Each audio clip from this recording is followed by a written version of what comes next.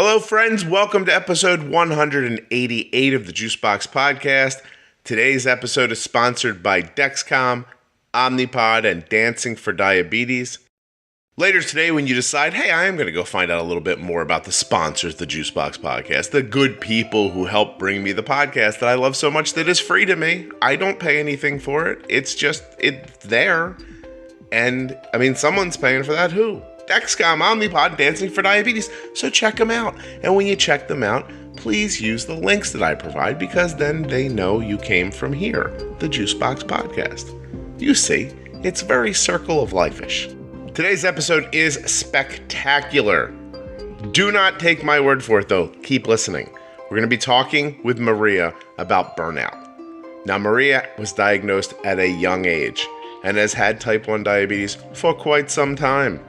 And she's experienced burnout at many different junctures. Is junctures a word? Junctions? Hold on one second. Yeah, I looked it up. Junctures is right. Junctures, a particular point in events or time. So I was 100% correct, and then I doubted myself, which now I feel bad about. But anyway, Maria has experienced burnout at a number of different junctures in her life, and she's going to talk about all of them. And you know what? This is amazing. During the episode, I find out, and I didn't know this, Maria was pregnant while we were recording this. She was 12 weeks pregnant. And guess what? She's had her baby. And you have to listen all the way to the end to find out how big it was and what its name is. And if it's a boy or a girl. Cliffhanger. Just listen to the end. What are you doing? I put a lot of work into this. Please never forget that nothing you hear on the Juicebox Podcast should be considered advice, medical or otherwise, and to always consult a physician before making any changes to your healthcare plan because this is a podcast. I am not a doctor, and my God, be responsible. Hi, I'm Maria, and I am 33 years old, and I live just outside of Chicago. How old were you when you were diagnosed? I was 4, so I'm coming up in April on 29 years. Perfect.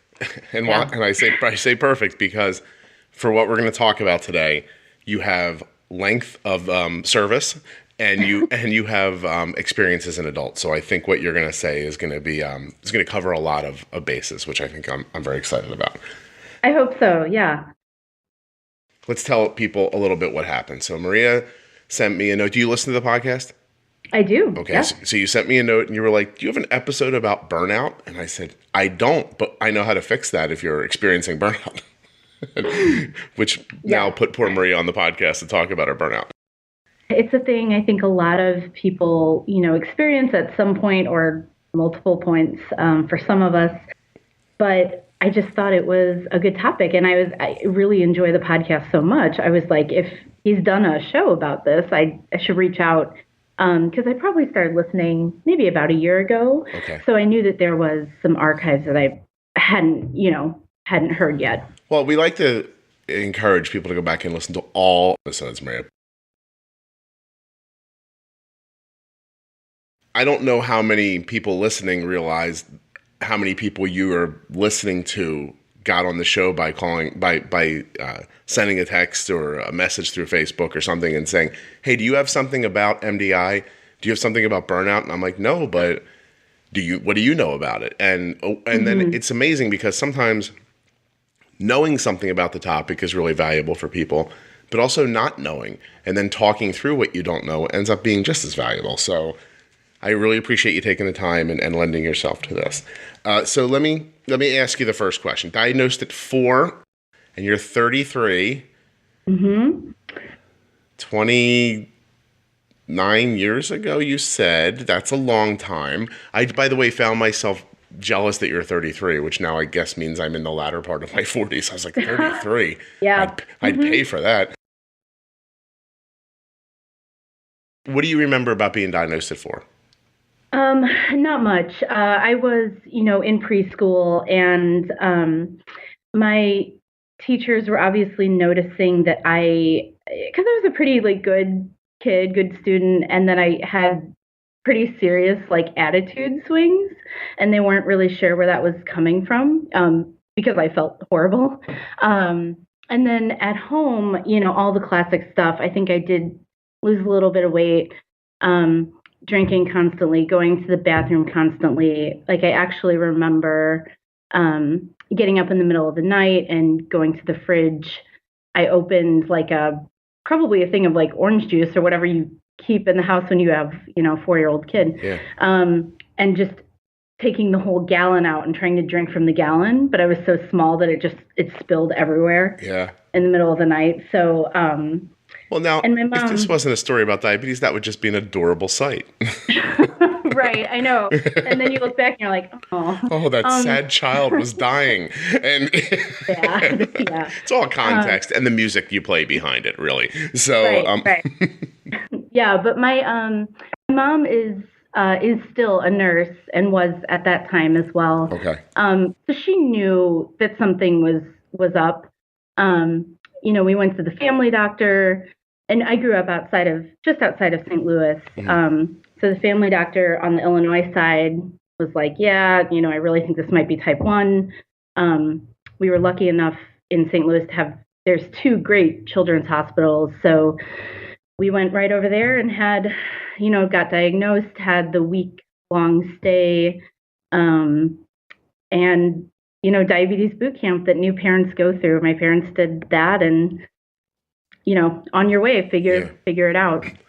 Well, you being diagnosed at 4 and having experienced burnout, and I think you've experienced it more than once, right? It's come and gone. Yeah. Right. So yeah. You kind of are taking away a tiny bit of my hope, which was my daughter was diagnosed so early that she'll never really remember a life without diabetes, and that might help her. And I guess it does help in some ways, but can you talk about that from your perspective? The big Dancing for Diabetes show is coming quickly on November 10th. Orlando peeps, have you got your tickets yet? Everyone else, have you checked it out? dancing4diabetes.com. That's dancing, 4diabetes.com. But can you talk about that from your perspective? Yeah, absolutely. I do know people, it's gone both ways, where they've always had it. In a sense, they don't know any differently. Folks who are diagnosed where they have to totally change their life and their habits. And it may be a little bit personality based too, but, for me, I think the first time I really started to experience burnout was really, that transitional age between like 18 and 25. I think it's a hard time for, people in general. You're trying to figure out who you are. In my case, I was going away from home to college. And my mom had been, she's a nurse, so she helped take care of everything, which was really great. And I gave my own shots, but it wasn't an ever-present thing in my mind when I was a teenager. Right. And I was on a pump actually in high school. I went off of it probably my junior year in high school because it was getting in my way. I had a tubed pump and I didn't like it. Mm-hmm. So went off to college with MDI. And then between trying to figure out life away from home, who I was and who I wanted to be, I was kind of a partier, so I was going out all the time, and I just didn't feel like I had room for diabetes in my life. Yeah. And it was a lot easier to just not acknowledge it. Right. But it doesn't really let you do that, right? No. Yeah. No, it totally doesn't. But you think that you're besting it. Mm-hmm.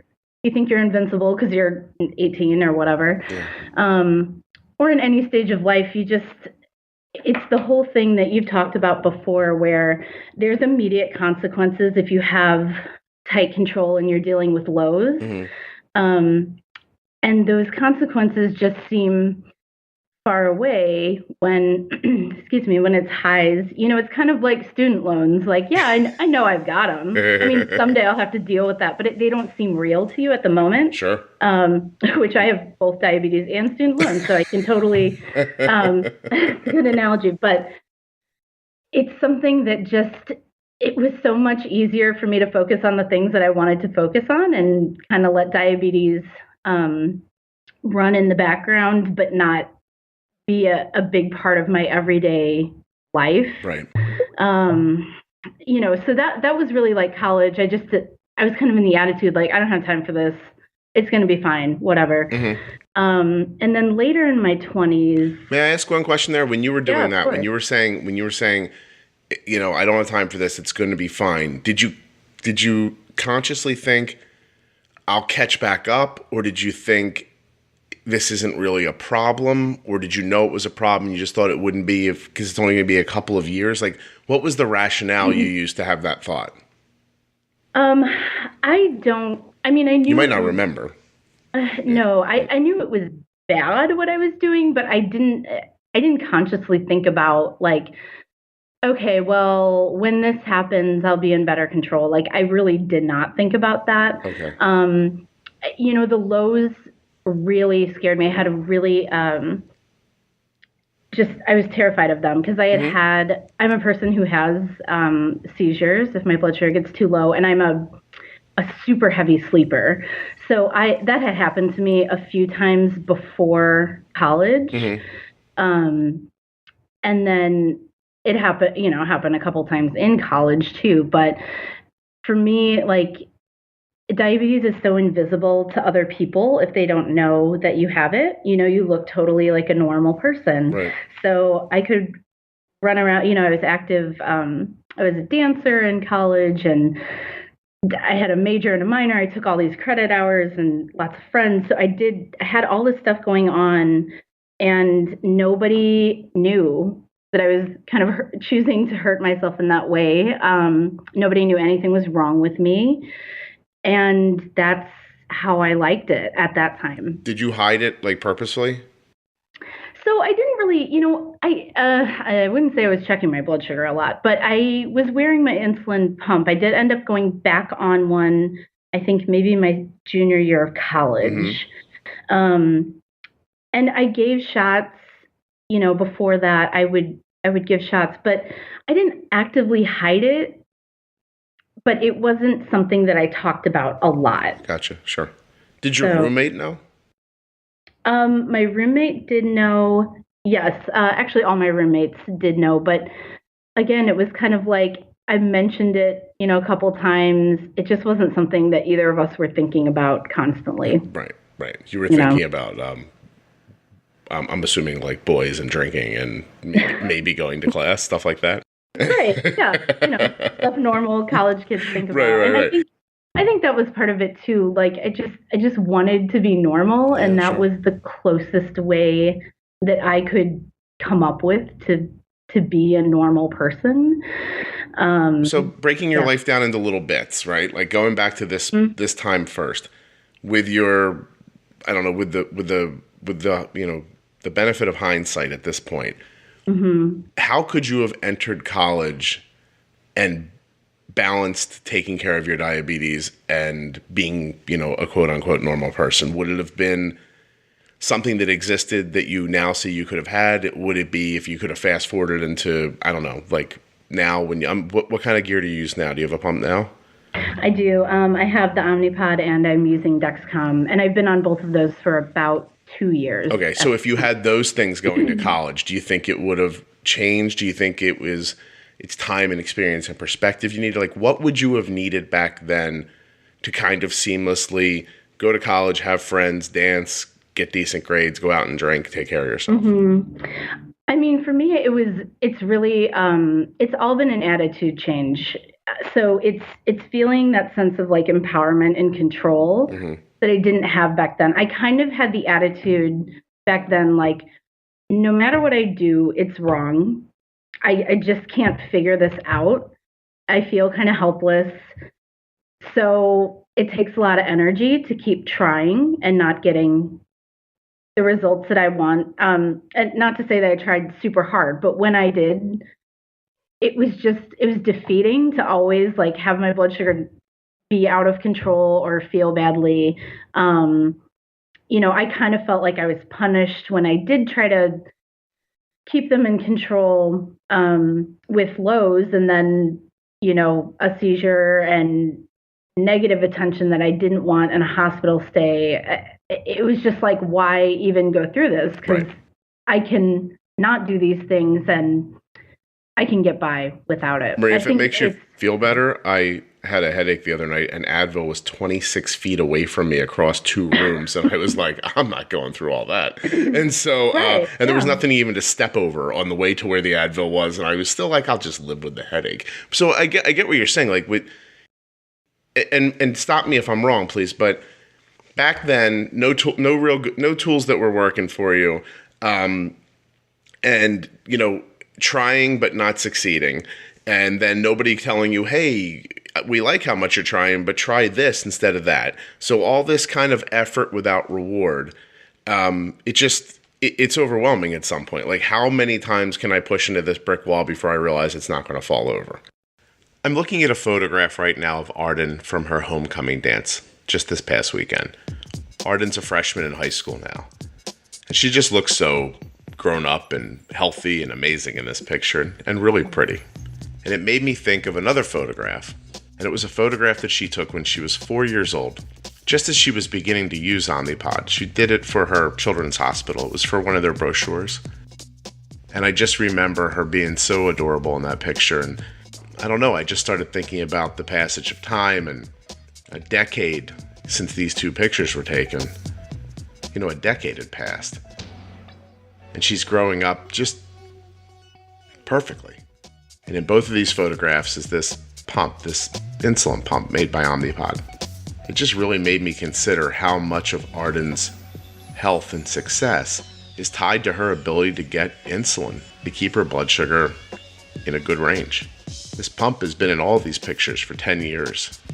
The Omnipod has been a stable and reliable friend to my daughter and to our family for a decade. It is a huge, if not almost complete part of why her A1C is where it is, why her blood sugars are mismatched, and why her blood sugars are manageable during school and sleep and pretty intense physical activity when she plays a sport. I'm going to put this picture on the Facebook page for Juicebox Podcast and for Arden Stay's blog. You can take a look if you want, but for now, you should really consider going to myomnipod.com/juicebox to try one for yourself. There are links in your show notes, and Omnipod would love to send you a free, no-obligation demo pod. A decade of trusted confidence is just a click away.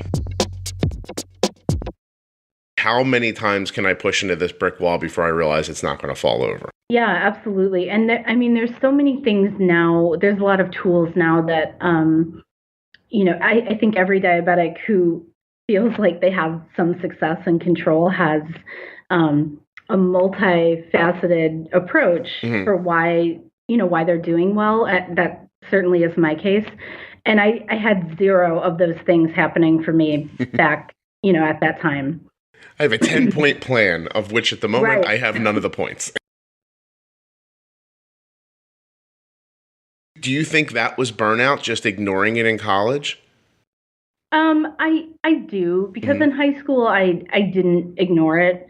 And it's, like I said, I think people in that age group tend to go through something similar, even if it's not with diabetes. I mean, with some young adults, it's finances, right? You've never really had to deal with it. You go off to school and you're like, I'm just going to have a credit card. And you kind of have to, I'm a person who has to, unfortunately, learn the hard way sometimes. So I think that it happens, and this just happened to be the hand I was dealt with, type 1. Right. But that is a different type of burnout than I experienced later in my 20s. Well, I want to stop you for a second. I don't want to flash forward yet. So, if you're willing, I want to know if you don't need to do this, but if you're willing to put context to, I was paying attention to it in high school. What did that mean for like average blood sugars and A1C? Sure. So when I was in high school, it was the early 2000s.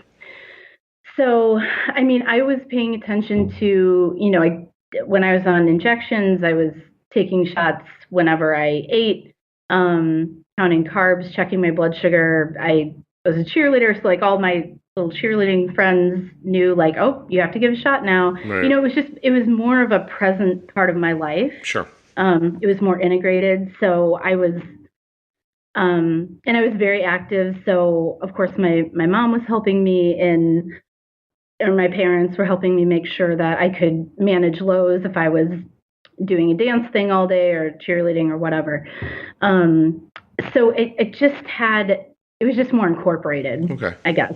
And so your numbers were what you would have called like, I don't want to say good, but I'm looking like you were in you were in a stable range that your doctors were happy with and you were happy with.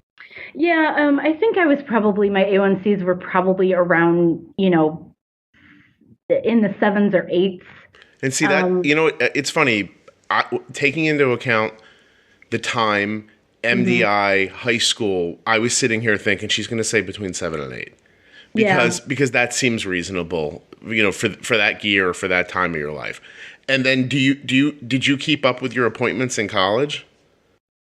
No, I didn't. I became very much I was a drug seeker for insulin. Like, I went to the doctor when I had to get my prescription refilled. Sure. I've cried inside of a Walgreens more times than I'd like to admit because just to get somebody to give you insulin? Yeah. So it was not good. I did not have a steady relationship with my doctor. I didn't like going to the doctor. I felt terrible every time I went because my blood sugars were out of control. They'd yell at me because I think I heard you say this on a recent episode, but they didn't know how to motivate me. Right. So they're like, we'll just try to scare her and see if that works. Want to lose your legs, honey? And she's like, no, and I'm sad already. Yeah, and I'm 20 and I know everything. So obviously. That guy's an idiot. Yeah. Mm-hmm. So that wasn't helpful. But no, I would switch doctors often because I just didn't. Come in, get your scripts, get what you need, and then not go back, and then they'd get tired of that. Yeah. Okay. And I have to ask, and I don't want to throw anybody under the bus, but where was your mom on the not going to the doctor thing in college? I think she was trying to do her best to ask me, and she'd always ask, how are your blood sugars? How's everything going? But really try to release the reins to me. She knew that she wasn't going to manage it from 5 hours away. And certainly we didn't have the technology that exists now. So she was concerned. I knew she was always concerned. I probably lied to her a little bit and said they were better than they were. But yeah, I kept her in the dark, and it was easy to do that because they were far away. Yeah. Did you do it through, I think I'm going to know the answer here because of your other answer about, by the way, it's so funny, a drug seeker for insulin, hilarious. And so, but did you do it through like deception, or did you do it through like putting up a wall that she knew she couldn't get away with asking too much about? It was probably a little bit of both. Okay. Yeah, and I wanted, the main thing was, for me, I was in all other areas of my life being pretty successful. I was, always on like the dean's list in college. I was a good student. I liked school. It was never even a question if I was going to go to college. I always had that in my plan. Mm-hmm. And so my mom was always really, and my dad too, but they were always really happy with that. Yeah. And if I could keep my blood sugars up keep my grades up and also my blood sugars and my blood sugars down. Right. They were happy with that, but yeah, she just didn't have. No, I understand. I was just wondering what tools you employed to keep her at bay, because you're 33 now. Do you have kids? I don't. Okay, that's. But I am actually 12 weeks pregnant. Hey, congratulations. So, thank you so much. You're welcome. I just did an interview with Ginger Vieira and Jenny Smith about their pregnancy with diabetes book. Great. It's not up yet, but I'll give you the title of it when we're done. So you can answer from a 33-year-old's perspective looking back now. Do you wish at that moment your mom would have ignored you and just pushed harder? Or do you think you would have pushed back harder and it would have just gotten more contentious in that way? But like, do you know what I mean? Like, there's this, I can only imagine my own kids, right? I have an 18, I have almost a 14. There are times they put up walls, and I don't accept that. And if it's important enough, I push through it, and they sort of can't stop me. Do you know what I mean? Like, I don't let them hold me back. And then they get mad at me maybe, but then that goes away. Like, would you have preferred that happen looking back now? Her to just be like, hey, come on, like, you know, you got to give me better answers than this. And if you can't come through, I'm going to drive for 5 damn hours out there and we're going to get this straightened out. Like, would you have wanted that kind of loving parenting from her? Do you think you would have? I think that would have blown up spectacularly. Gotcha. I don't think I would have been receptive to that at all. Better from your dad or her, or wouldn't it have mattered? I don't think it would have mattered. Okay. You know, and I was very much like, I know parents get it because you do it, you take care of them. But at that point, I was living with it. You know, I was a little bit, it's none of your business kind of perspective. So, and just my relationship with my parents is very different now than it was when I was a teenager. Sure, of course. But I just don't, I think that would have not gone well. That would have probably ended up in us not speaking for a while. I would have pushed her away. Definitely. Gotcha. I would have taken your money away and made you come home. Yeah. I would have been like, hey, guess who? Everyone who goes to college raised their hand. And as you started putting your hand up, I'd be like, not so fast. And you're coming home. That would have, I don't know. Look, I get what you're saying. Like, everyone's different. Like, I didn't ask that question to be like, hey, there's a specific answer for how to handle this. I was just wondering in your perspective. You want some perspective? I'll give you some perspective. My daughter's A1C, it was not good for a long time. Then I figured some things out. I figured out about pre-bolusing. I figured out about bumping and nudging, all the stuff that you hear me talk about when I'm like, bold with insulin, that stuff. But did you ever wonder how I figured it out? You think it just came to me in a dream? I was just sleeping one day. I was like, oh, bold with insulin. That is not what happened. I was paying attention to the data that was being delivered to me by Arden's continuous glucose monitor, by her Dexcom. Right now, Arden wears the Dexcom G6. It is the most advanced version that Dexcom has ever produced. It is absolutely spectacular. I'm looking at her blood sugar right now. She's at school and it was 122. We had a little bit of a high and we're in the middle of nudging it down right now. But back to what I was talking about. You do something with insulin, you see the effect. You're not blind. I mean, just get up and close your eyes and try to walk around your house. It's impossible. You're going to come out of it with a bloody nose and a black eye. And that's what happens with diabetes when you try to do things with your eyes closed. Dexcom opens your eyes. This device is not just an alarm that tells you when your blood sugar is low. I mean, it does that, but it's so much more. The data is everything. And you know Dexcom also supports share and follow on iPhone and Android phones, so you can see your loved ones' blood sugars no matter where they are. Come on, what are you waiting for? Dexcom.com/juicebox. The link's in your show notes. The link's at juiceboxpodcast.com. Do it right now. Do it today. Do yourself a favor.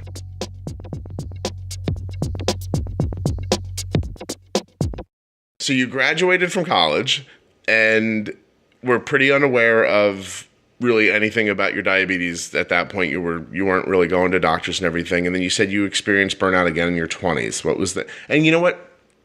What face does that take? Because I think when you say burnout to me, I think of it becomes overwhelming and you don't really feel like taking care of it as much. And it's cumbersome and tiring and repetitive and But I also am not in my mind in any way a person who has ever experienced any kind of like sadness or depression in my life. Like I've had, the same stuff that everybody else has. My parents are divorced. I live with the idea that I'm, adopted. I've had people die around me. I don't get depressed. So it's not my natural course. Is it your natural course or no? Or is this, can you describe what because that's the thing.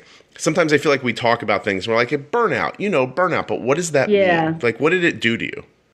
Yeah. So, I think for me, that specific term has taken a few different, it's shown its face in a few different ways, but I've never been clinically diagnosed as depressed, but I have eventually, and we'll get to the story, sought treatment for dealing with a chronic disease, which was helpful. So early on, no, it was not I'm sad, I'm depressed about being diabetic. It was more like, it's too much and I kind of can't handle it. Yeah. So I'm not going to. Okay. I think the sadness and sort of depression part, which I don't know, maybe a little bit of my personality, not completely, but that came later when I started really trying again. That was really like, I just kept feeling so defeated every time I would try to manage my diabetes and fail. So you got it back in you again. I'm going to try again, a little more mature, a little more aware of your health, and then still not the right tools, not the right support, and right back to the same path again. Yeah, that would have done me in too, probably. Maybe the fifth time it happened, I would have been like, you know what, I'm cooked. So okay, so go ahead to your 20s. What happened next? So after my 20s, I moved, to Chicago and had met my husband pretty young and had a really great group of friends. So I got a job right away. So I was working and I lived alone. So I was really, really scared of Lowe's. That was always the other side of it. I just didn't want to be found, dead alone in my apartment. Those are good aspirations, Maria. They're very good aspirations to have. Yeah. I'd like to have a little savings, maybe bump into Oprah once while I'm here and not die in my apartment by myself. Yeah. That'd be awesome. So, I think it was a little more, I probably felt like, okay, now I'm an adult and now I'm going to take care of myself, but that didn't exactly, it happened to be more of the same from college into my early 20s. And then, something would happen where I'd be like, okay, I'm going to try and get my life together. I'd go see a new doctor. Maybe I did have, I think, a severe low, like a seizure at, I don't know, maybe my mid to late 20s. And okay, I really have to be better about this.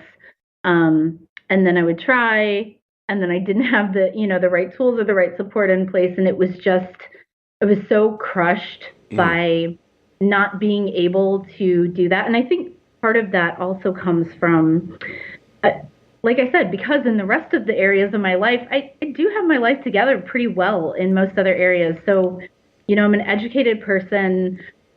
Why can't I figure this out? What is wrong with me that I can't make this work? So it's funny because I bet you being successful in other areas makes it worse, because you can look and say, look, I do this well, I do this well, these things are all working out the way I kind of intended, or at least closely enough. How is it this one thing I'm this lost about? And right. Yeah, and that's interesting. Oh, Jesus. I feel bad. I don't know. I didn't expect to feel. I'm sorry. No, it's not your fault. I feel talking to you about this part of your life really gives me the same feeling that I think drove me to the podcast. Like, it was just that idea of you were this person who was you're describing a person who was so close to fulfillment, and just for the want of somebody saying, hey, look, this is how insulin works, and you just put it in here instead of there, and that kind of stuff, and those little tips and tricks and things like that. You were it's crushing to me to hear that you spent that many years that close to the answer, but still that far away from it. It's just we don't know each other, and still I feel an incredible amount of empathy at the moment. It's too much for a Friday, is what I'm saying. Right? And so, yeah. Well, I just think that if you don't, the support is huge, and having a network, having those tools. Diabetes can be so isolating, and just even my boyfriend at the time, who now is my husband, he was with me all the time. He kind of saw what I was doing, but he had no idea. And my friends who love me and are so supportive in every aspect of my life. I love them so much I can't even talk about them without crying. But right. they don't get it, and it's fine. You can't expect someone to understand the nuance of living with and managing diabetes. So and then you have the isolation part, and then you have the shame part, which was huge because I knew that it wasn't doing well. doctors were blatantly telling me I wasn't doing well. I felt like I couldn't tell my parents or my family because they'd be really disappointed. Yeah. So, I had this whole other like shame aspect of how, how poorly it was going, Mm-hmm. which was even more isolating. So it was just a lot of complex feelings kind of pushed down under this like, hey, this like shiny, happy 20-year-old person who kind of looks like she's got her life together. Yeah. You just said something you didn't know about, but earlier this week, I recorded an episode with a person who we basically just talked about shame. And they reached out to me and they said, I am so full of shame about my diabetes. And we talked about it for a full hour. What I just realized is I'm going to run yours one week and hers the next week because they're going to complement each other really well. And it's funny, in 1 week, I heard the word shame twice and I didn't really hear it in 150 hours prior to that. So I'm glad we're talking about it. Okay, so you're in Chicago. You've met the guy you're going to marry eventually. I have one question about that. When you get serious with someone and you're a person who's not really that open with their diabetes, do you feel like you're hiding something from him? Does it change? Does that being private change more into I feel like I'm lying to you ever? It didn't in the beginning, because what I told people and kind of what I believe myself is, I'm type 1 diabetic, but it's not really that big of a deal.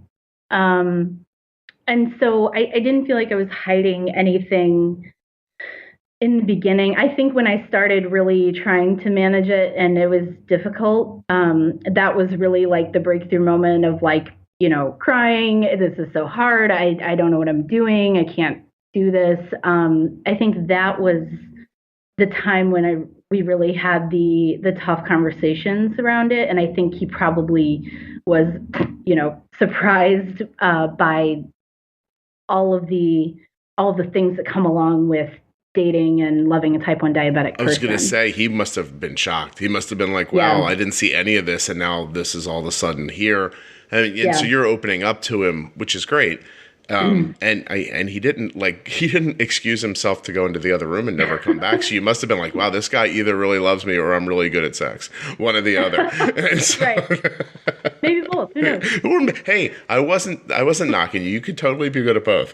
And so, but no, it just, because that's a real like leap. Like it really is. It's for somebody to have like been with you for a while and been like, she's got diabetes, but it seems really easy and she's got it. To one day you being like, hey, I haven't mentioned that it's not easy and I don't got it. And then here's really how I feel. Well, good for you. I mean, I've said it here a bunch of times to people, like, don't settle for somebody who doesn't love you like that. You know what I mean? Like that's really wonderful. So I'm really happy for you that you found that. Okay, so you've now opened yourself up to him. Did that lead to your next attempt of I'm going to take better care of myself? Yeah. I mean, my next several attempts. But yeah, that was something that we talked about.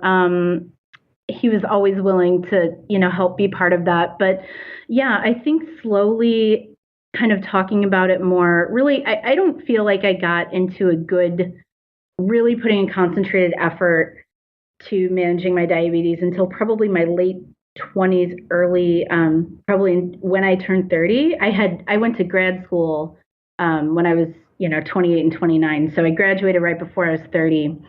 And at that point, I was like, okay, I'm 30. You really do have to get your life together in all areas, including diabetes. I had been married for, 5 years at that point. And when we got married, we weren't sure if we wanted to have kids. But I was like, I'm 30 now. We need to figure out what we're going to do and come up with a plan if that is the plan. So I think that was a motivating factor. But I started, just like my husband before we kind of had those talks, all of my friends, all of my colleagues would say the same thing. She's type 1, but, she's got it. Like, she does such a great job taking care of herself, because to them, it looked like that. Yeah, Maria, all you really did was do a really good job of making everybody think you were okay. Absolutely. Yeah, I was amazing at it. Yeah. So then I had to start, correcting people. Actually, not so much. My close friends and things like that. But being able to have those conversations, it just helped me not feel so alone. And I think that was huge. Yeah. I felt like I had the support. I could be honest. I didn't have to hide what was going on. And that was really helpful for me. Yeah. So to be open with it was to kind of take away a lot of the pressures that caused the I guess the sadness and the burnout to begin with. Yeah, just letting other people in. That's, it's funny when you say it, it sounds so simple, right? Like, doesn't it feel like, oh wow, how did I not figure that out sooner? And absolutely, yeah, and it's funny because you just trip into it one way or the other. Like you said, it could be personality based. I know some people who are like, my kid will not let anyone see their insulin pump. I spoke at something recently, and I met this person who I know listens to this podcast, and her daughter was there, and she's like, nobody gets to see her pump. And her daughter was like 17, and I'm sure I overstepped the bound, but I looked at her daughter in the face, and I'll have to bleep this out later, but I was like, really, you should not give a f*** what anybody else thinks about your diabetes. Yeah. And, I was like, just wear the pump on your forehead if you want to. Just don't worry about them because the advice I gave her at that moment was, moving forward in your life later, when your health is at risk because you don't want to pull out your device and give yourself insulin in class because you're afraid of people looking at you. I said, those people will all be gone and you're going to be the one left with the issues, Yeah. So you have to really, and then what I said to her at the end was, you have to care about yourself more than you care about what other people think. Yeah. And then it's funny because what you found was, in a slightly different vein, is you needed other people to just know you for real. Like to really just to see what you were and to just go, oh, okay, I get it. Like, it's funny, you weren't asking anything from them, right? You didn't ask them to carry your insulin around for you or to make sure you're testing your blood sugar. You didn't ask them to do something. You just let them see you for real. I just had to be vulnerable, which is hard for me. Yeah. Sure. Well, it won't be hard for you to have that baby because you'll be vulnerable. Yeah. Just be sitting in your living room going, I don't know why I did this. I mean, the kid's delightful, but oh my God, it wants everything. And so, yeah. But it really is interesting to see all this tied back together. The more conversations I have, the more interested I am to see the way that things tie together in ways I didn't expect them to. And there are really only a finite number of stories that we're all just sort of living through, but just slightly differently depending on our circumstances, I guess, and our personalities and perspectives. So how much so we've talked about that it's come and gone. We've talked about probably what leads into the burnout. How do you get out of it? Dancing4diabetes.com. Go to dancingfordiabetes.com. Have you not done this yet? Dancing4diabetes.com. Dancing4 diabetes. Maybe you don't know how to spell it. Is that why you haven't been there? Dancing is DANCING. 4 is a 4. It's a number. It comes after 3. It's between 3 and 5. And diabetes, DIA, betes, BETES, dot is a period, and com, COM. Dancingfordiabetes.com. How do you get out of it? Is it just deciding to get out of it? I think that's certainly part of it. You have to, make a commitment. But I think surrounding, as we said, there's resources, there's tools, there's support. And for me, the 10-point plan, it was, I think a big part of being able to get out of it was, I did seek some mental health help because I was just struggling. And I changed doctors. That was huge for me because the doctor I had been going to was very nice. She certainly, cared what was going on with me, but the little stuff, I know you talked about this before, they weren't connected in a digital way. So just, write down your blood sugars and bring them in. Okay, well, you know how that goes. Yeah, I'm not doing that. I would do it and I'd be like, okay, well, this one was 212. Like I would just make stuff up because I didn't want to, too proud to walk in there without anything, but I wanted to be compliant, but I couldn't be compliant. You were compliant, but not honest. Right. Yeah, that's right. Which is probably not compliant. Which I know is, I mean, what a waste of everyone's time. I'm so embarrassed that I did that. Hi, here are the numbers I made up. Let's get going. Right. Work your magic, please. Fix me. Thanks. Oh my God, I'm so sorry. You just made me laugh so hard. I mean, like, what a waste of everyone's time.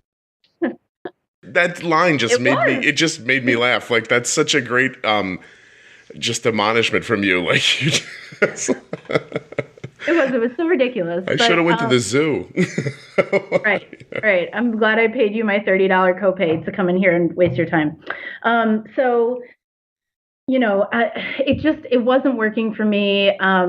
Again, I feel like that doctor that I was with, she was trying really hard, but it wasn't working. And then she went to the scare tactics, and I'm like, I got to go somewhere else. So I ended up I actually work for a health system now. So I ended up coming into my health system, which, you know, they hook everything up. You don't have to do anything, and they could help read my numbers. Yeah. But by the time I found them, I walked into that office. I said, my A1C is terrible.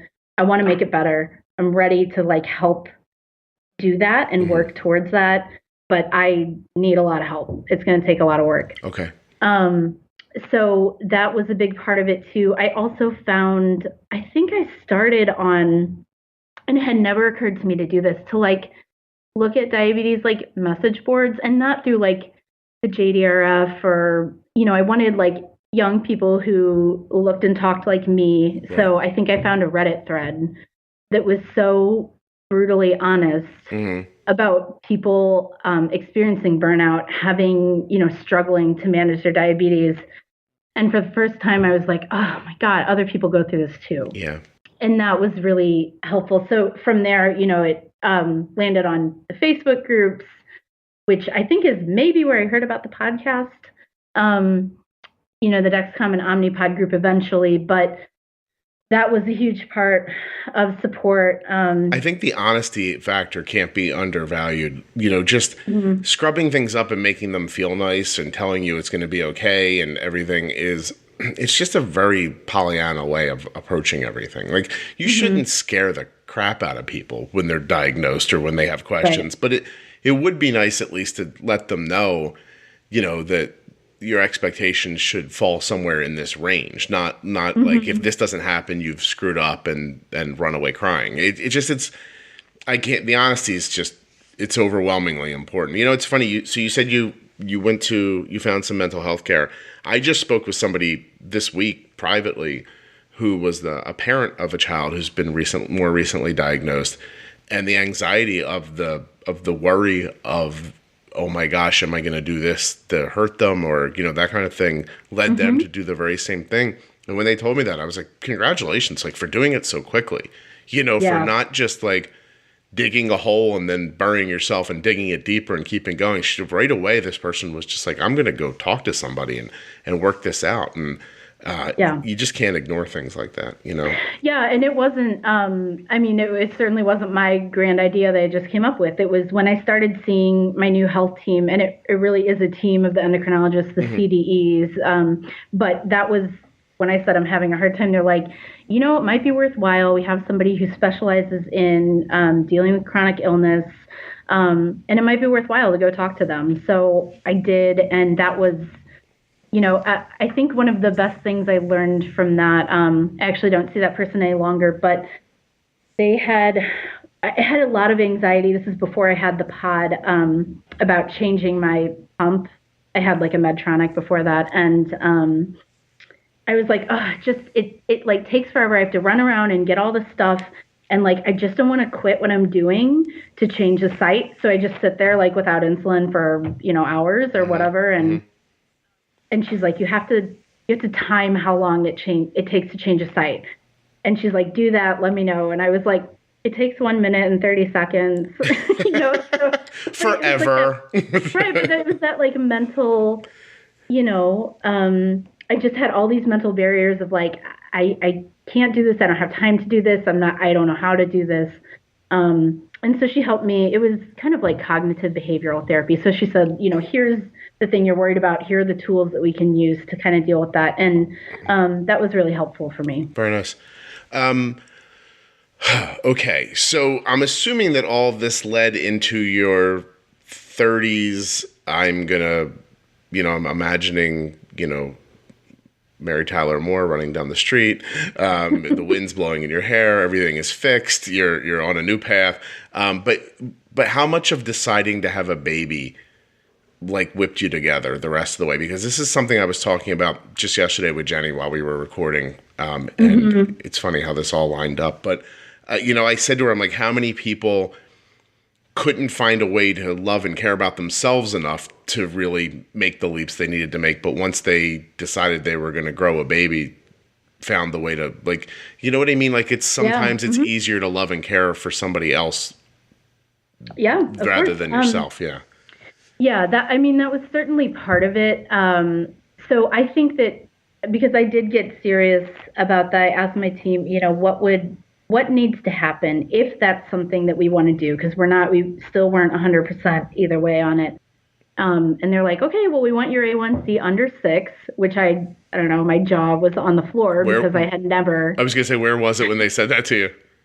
So I think when I started seeing this particular team, I think my A1C was an 11. It was high. And then I kind of hung around 8 and 9 for a while. It would kind of bounce back and forth. Right.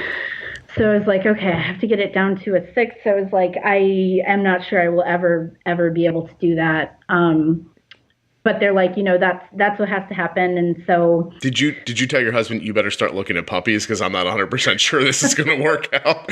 Well, no, I mean we had several in-depth conversations about here's what it's going to take, and I will need your support, but it's all me. Yeah. You don't have to do anything. I have to do all of this. It's a lot. I don't know if I'm going to be able to do it. And then there was the other aspect of we've never tried to have a baby before. I had no idea if it was even going to work.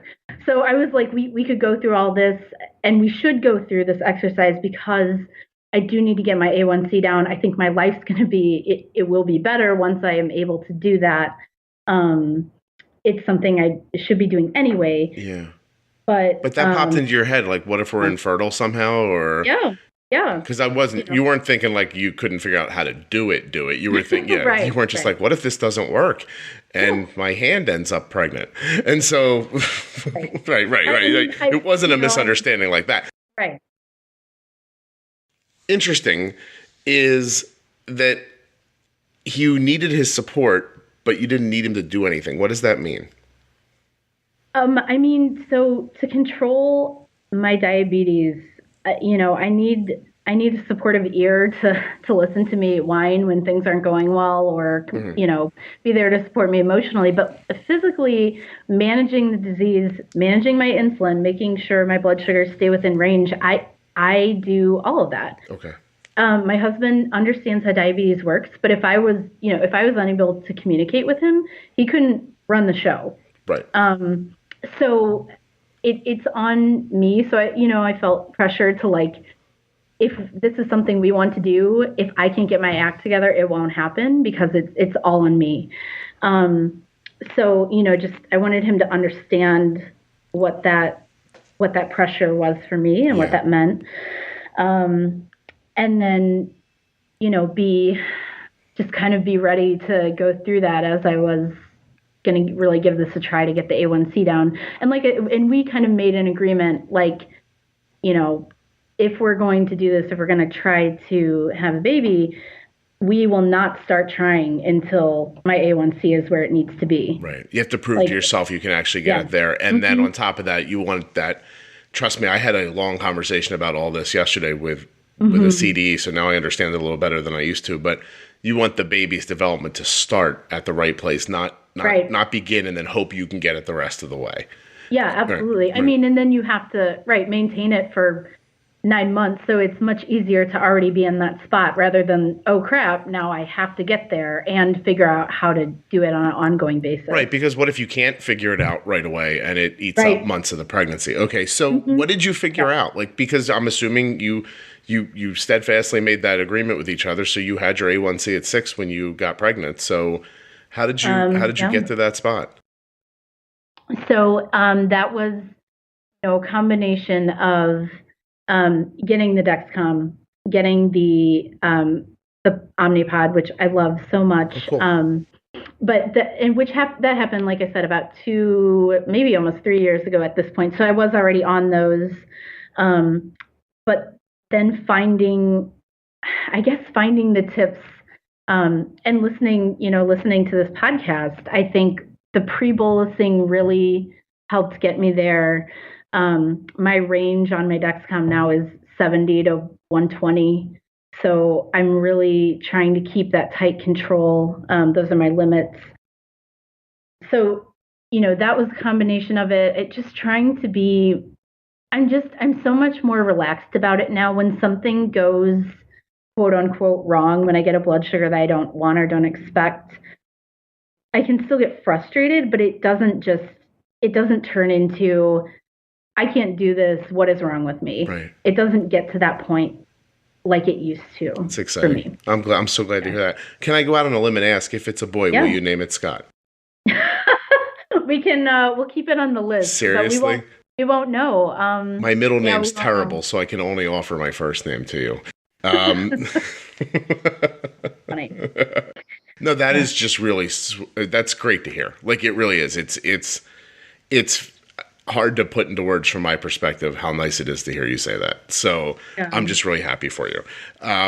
Yeah. Oh, wow. Congratulations. So you weren't infertile, and I don't know how much people will believe, but when you came on, I didn't know you were pregnant.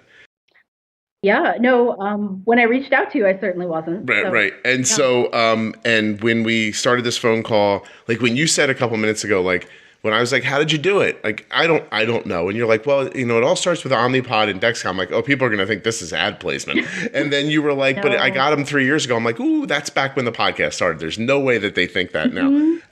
What I think we're learning is, and I really mean this, is that, first of all, I've said it a billion times in the podcast, there are ads on this podcast from Dexcom and Omnipod because I 100% believe in them and know how they can be used to create great experiences like the one you're having. And then that's why it's there. Plenty of other people try to advertise in the podcast, and I don't talk to most of them. But the bigger point is that those tools really are, I mean, they're just game changing. They really, really are. I mean, you can live your life otherwise. You don't have to use a pump. You can totally do MDI if you're willing to give yourself a bunch of injections every day. You can't manipulate the basal rates, which is problematic if you're really trying for, to make like small adjustments, these bumps and things like that. But I'm not saying that's the only way to live. I'm just saying that it gives you a layer of understanding that most of the time without, it just makes a lot of this really difficult and can put you in a lot of situations like the ones you've experienced, which are terrible. I really think if we go back in a time machine and find you in high school and slap a tubeless insulin pump on you and a CGM, your life goes differently. And so, it just didn't exist then. Yeah, I think so. I mean, the Dexcom certainly is game changing. And I did have other CGMs before Dexcom, that stayed on for 3 days. They were painful. They were inaccurate. I hated wearing them. I'd wear it for 3 days and I'd be like, yeah, I need a break. I'm not going to wear this for a little while. And now I actually had a situation a few months ago where my Dexcom, I did something like goofy and started a new transmitter earlier than I should have because I thought the other one was dead, but it wasn't. It was just a little bit of a learning curve mistake. Okay. But anyway, I found myself, I was going to have 2 weeks before my insurance would pay for another transmitter. And I paid out of pocket because I was like, I can't go 2 weeks. And I never would have, before, I think back many years ago, I would never have said, I love a piece of diabetes equipment. It's weird. Like that just never would have come out because it was cumbersome and it was something I had to have. but I love the Dexcom. I love it. It makes my life a lot easier, and it's hard to imagine that there were days where I didn't have it. Yeah. No, I know. You just described Dexcom the way I talk about TiVo. But no, I know it is weird to talk about something that is wholly unsexy, not something you really want to have in your life if everything was perfect and you had your druthers, right? But but this being what this is, this stuff is, it's aces. I don't know another way to say it. Like, there's nothing better than having that kind of view, and then having the ability from there to make these like little bumps and everything like that, and nudges in your. And so I just did it while, we've been talking for just about an hour now, and when we got on, right before we got on, I got alerted that Arden's blood sugar was creeping up over 120. And so I sent her a text because she doesn't get alerted till 1:30. And I said, I think I gave her literally 0.3. I was like, do 0.3. And you and I were talking for about 15 minutes. The 0.3 didn't work, and we bumped it a little more. But I've got we're going to have to pre-bolus for her lunch in about 40 minutes. So I didn't want to do too much, but at the same time, she just got rubber bands in her braces and her mouth hurts. So I thought maybe a little more. So we bumped it a little more, and now it's coming back. That 120 diagonal up got to 139. Now it's down to 133, and it's going to keep drifting down. She'll be more like 120 when we pre-bolus, and that's still higher than I was hoping for today. Right. But she's got this pain in her mouth, so she's a little elevated and stuff, but just all of what I just described took 25 seconds to accomplish. Literally. I did it while I was talking to you, and I never lost track of what we were saying, and you never knew I was doing it. Right. But if Arden was using, if she was using pens or injections, I would not have texted her at school and been like, hey, try to draw up less than a half of a unit of insulin while you're in math class. And, it just wouldn't be the world we live in. And then you don't think of it that way, but that 120 would have turned into 150, maybe 160. Then it would have sat there, and then she would have been more resistant when we pre-bolus. Then the pre-bolus wouldn't have worked, and then the insulin I tried to use for lunch wouldn't have been enough. And, and if anxiety hit me and I thought, oh, well, I can't, I don't want to be too aggressive because she's at school, then that's how she comes home from school at 200 later today. Like, it's just, it's this one little thing. I can't stress enough to people that it is so much easier, and I want to ask you if you find this, to work in the tighter parameters, right? Like, it takes less effort and less of your focus and time and attention than it does to be all over the place. Do you find that? Yeah, I will tell you, when I think you said, you've probably been saying it on the podcast for a while, but when I first heard that, I was like, absolutely not. I mean, that's so hard. I was that doctor who you were like, idiot, shut up. I was like, it sounds great, but I don't know how to do that. But I am at that place now where it's so much easier. I didn't think I could ever get to a spot.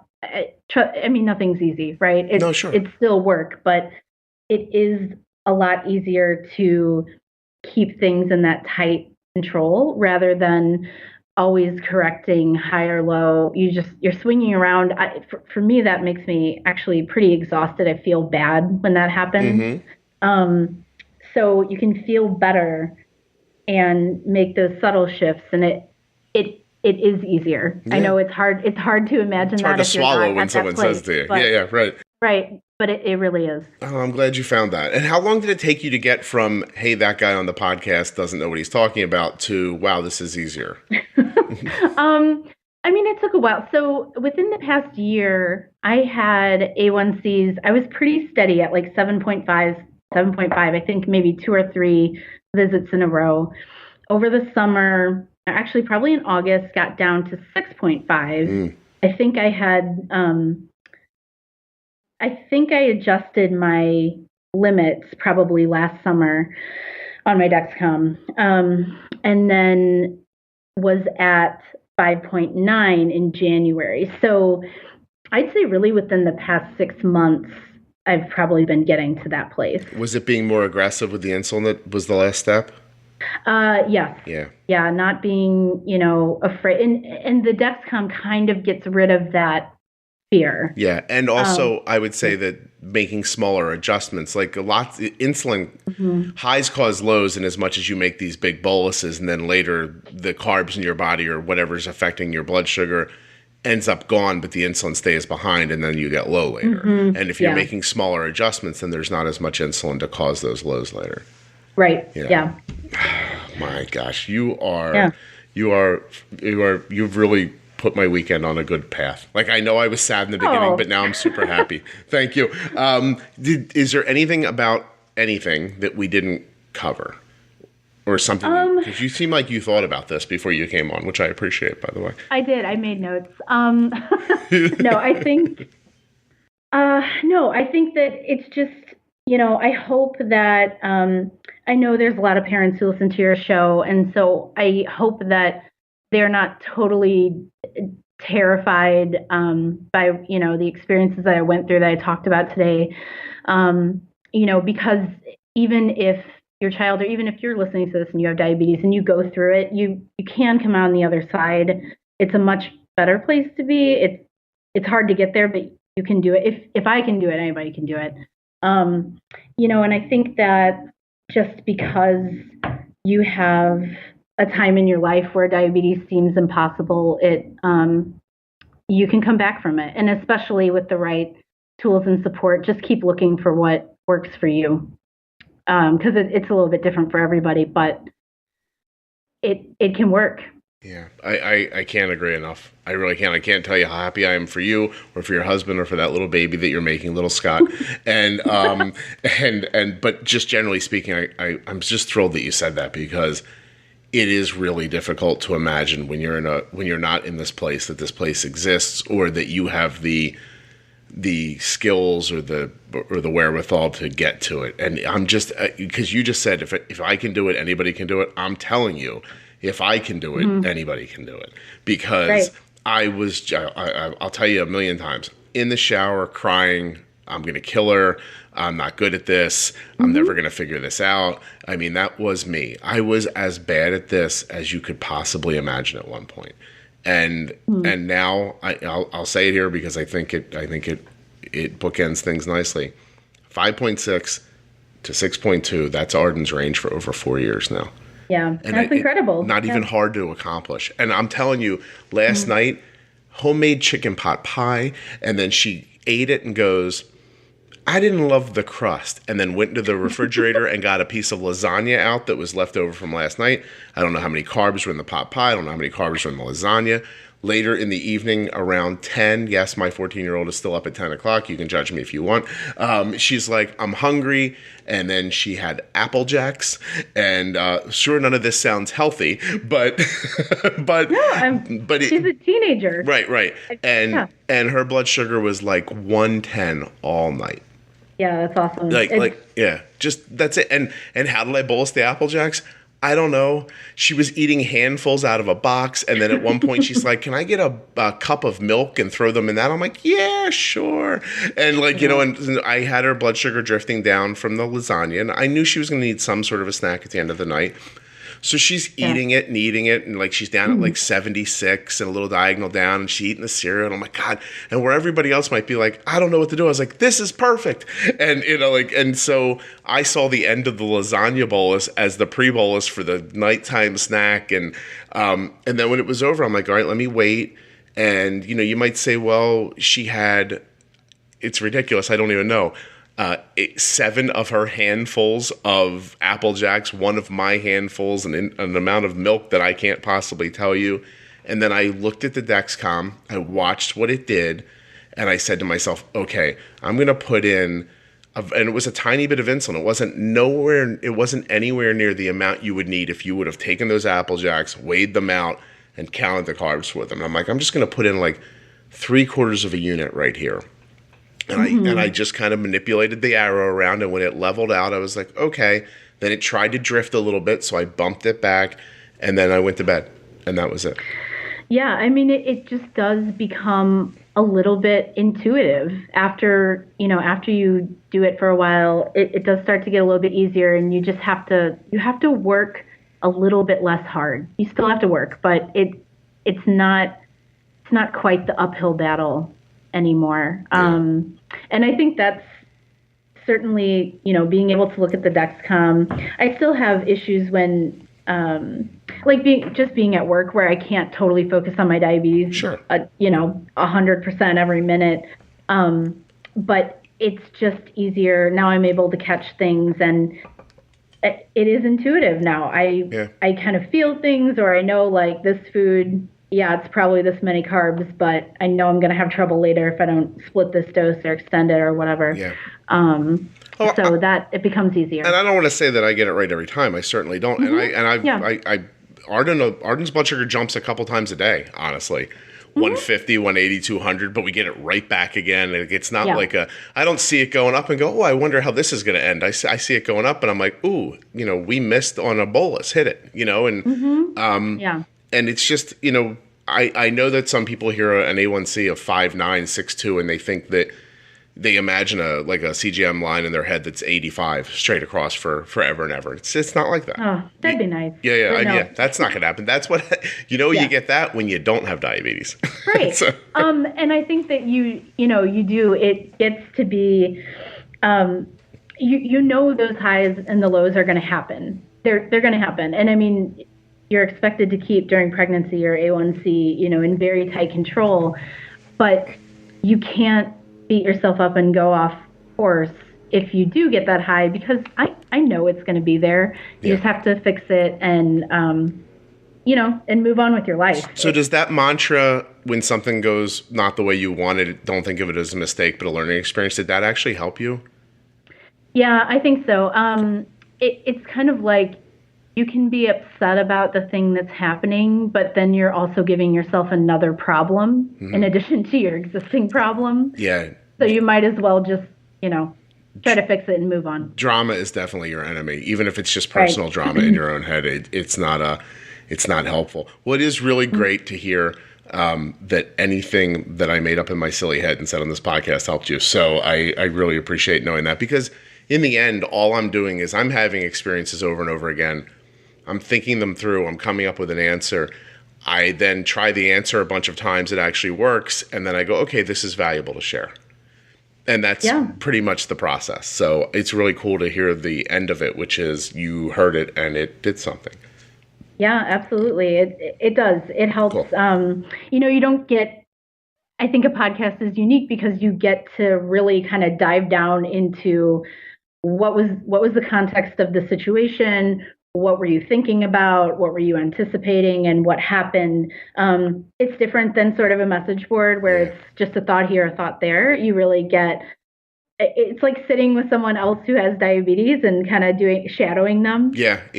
That's really cool. Which is helpful. Because even blogging about it, it's not as, it's valuable, but it's not as, it doesn't accomplish what you just said. You can't really break it apart, deep dive, give examples, that kind of stuff. So I'm so thrilled.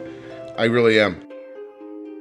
A huge thanks to Maria for coming on the show and sharing her experiences with burnout. And hold on one second, I'm going to tell you about the baby. But first, thank you Dexcom, thank you Omnipod, thank you Dancing for Diabetes. Please go to the links in your show notes at juiceboxpodcast.com, or if you have to type it in the browser yourself, do it. But just remember, I'd love it if you clicked on the links. It's myomnipod.com/juicebox, dexcom.com/juicebox, and dancing4diabetes.com. Okay, let me find my note from Maria. Hold on a second. Tell you about the baby. I have a lot of babies born for people who've been on this podcast. Have you noticed? All right, here it is. Maria. I said to Maria, "Hey Maria, I'm getting ready to post your episode. Do you have any updates that you can share?" She said, "Hi Scott, exciting to hear from you. I've got a pretty big update actually. Our son Wesley was born 2 weeks ago tomorrow on 9/25.